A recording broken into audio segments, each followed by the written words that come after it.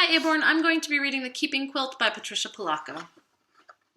When my great-grandma Anna came to America, she wore the same thick overcoat and big boots she had worn for farm work, but her family weren't dirt farmers anymore. In New York City, her father's job was hauling things on a wagon, and the rest of the family made artificial flowers. Everyone was in a hurry, and it was so crowded, not like in back home Russia, but all the same, it was their home, and most of their neighbors were just like them. When Anna went to school, English sounded to her like pebbles dropping into the shallow water. Shh, shh, shh. In 6 months, she was speaking English. Her parents almost never learned, so she spoke English for them too. The only things she had left of back home Russia were her dress and her babushka she liked to throw up in the air while she was dancing.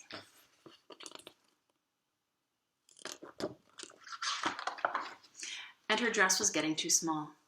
After her mother had sewn her a new one, she took her old dress and babushka. Then from a basket of old clothes, she took Uncle Vladimir's shirt, Aunt Havela's nightdress, and an apron of Aunt Natasha's. "We will make a quilt to help us always remember home," Anna's mother said. "It will be like having the family in back home Russia dance around us at night." And so it was. Anna's mother invited all the neighborhood ladies. They cut out animals and flowers from the scraps of clothing. Anna kept the needles threaded and handed them to the ladies as they needed them. The border of the quilt was made of Anna's babushka.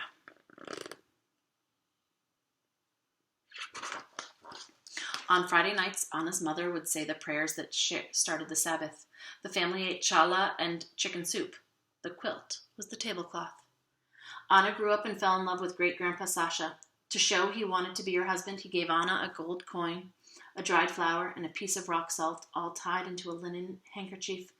The gold was for wealth, the flower for love, and the salt so their lives would have flavor. She accepted the hanky. They were engaged. Under the wedding huppah, Anna and Sasha promised each other love and understanding. After the wedding, the men and women celebrated separately.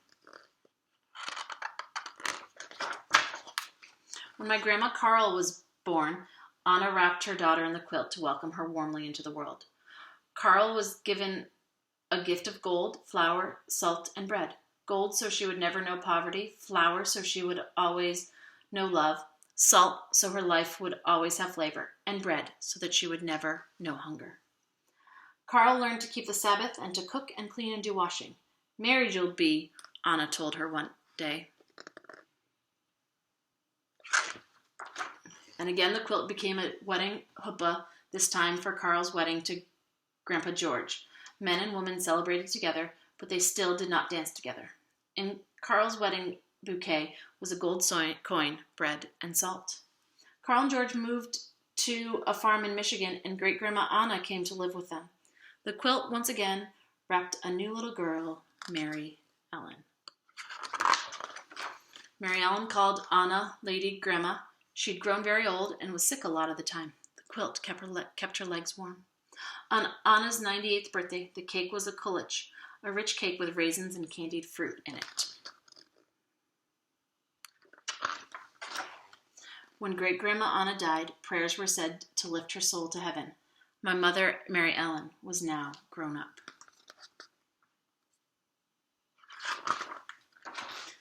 When Mary Ellen left home, she took the quilt with her. When she became a bride, the quilt became her huppah. For the first time, friends who were not Jews came to the wedding. My mother wore a suit, but in her bouquet were gold, bread, and salt. The quilt welcomed me, Patricia, into the world, and it was the tablecloth for my first birthday party.